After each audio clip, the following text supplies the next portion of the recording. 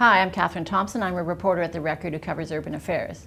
I have a story in the paper about my efforts to try to get information about some of the cost overruns associated with the region's major infrastructure project, which is light rail transit.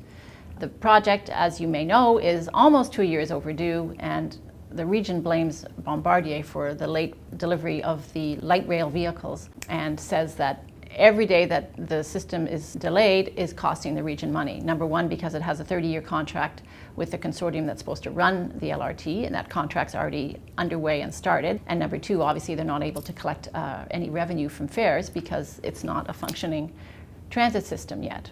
So there's costs and they keep adding up. What I want to find out was, what are those costs and what mechanisms are there in the contract with Bombardier, the manufacturer of the trains? What option does the region have to get that money back?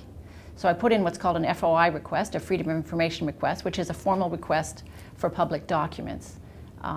It was refused for two reasons. Number one, because it involves a third party, Bombardier, the manufacturer. The argument was releasing the information could hurt Bombardier. It was also refused because it could hurt the economic interests of the province.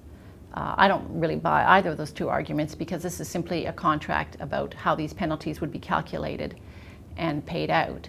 It's public money, it's a huge project, and it's costing the region money for these delays, and I think the public has a right to know exactly how the region's going to get that money back and what opportunities it has to get that money back.